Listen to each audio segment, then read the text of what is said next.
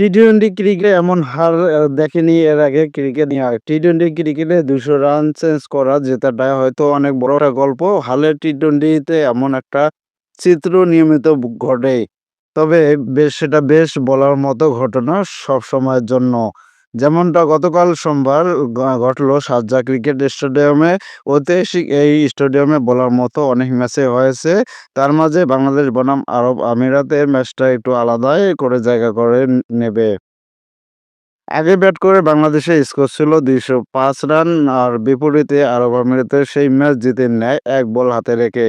সেই সঙ্গে ক্রিকেট দুনিয়ার নতুন এক পরিসংখ্যানের খোঁজ পেয়েছে। টি-টোয়েন্টিতে প্রথমবারের মতো আইসিসি সহযোগী কোনো দেশ টেস্ট প্লেয়িং দেশে ২০০-র বেশি দেওয়া টার্গেট চেজ করে ম্যাচ জিতেছে।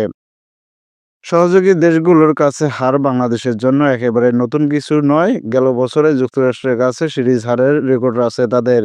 সোমবারের ম্যাচটা বাংলাদেশ ক্রিকেটকে ভিন্ন রকমের এক লজ্জায় ফেলে দিল। আরব আমিরাতের মাঠে প্রথমবারের মতো ২০০-র বেশি রান তাড়া করে জয়ের ঘটনা এটি। দুর্ভাগ্যবশত আগের রেকর্ডটি ছিল বাংলাদেশের এই নাম। ২০২২ এশিয়া কাপে বাংলাদেশে ১৮৪ রানের টার্গেটে ৪ বল বাকি রেখে জিতেছিল শ্রীলঙ্কা। সেটাকে গতকাল টপকেছে আরব আমিরাতের ক্রিকেটাররা। এর আগে টেস্ট প্লেয়িং দেশের বিপক্ষে সহযোগীদের দেশের সর্বোচ্চ রান তাড়া ছিল ১৯১।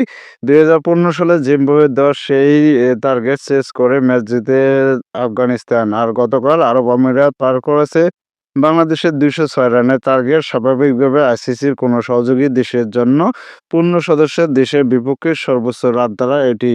তবে বাংলাদেশ এবং সংযুক্ত আরব আমিরাতের মধ্যকার আরও একটি ম্যাচ বেড়েছে। সেটা হলো ২১ মে তৃতীয় এবং শেষ টি-টোয়েন্টি ম্যাচ। এই লাস্ট ম্যাচটি হলো ২ দলের জন্য ফাইনাল। যারা তৃতীয় ম্যাচে জয়লাভ করবে তারা অবশ্যই এই সিরিজ জয়লাভ করবে।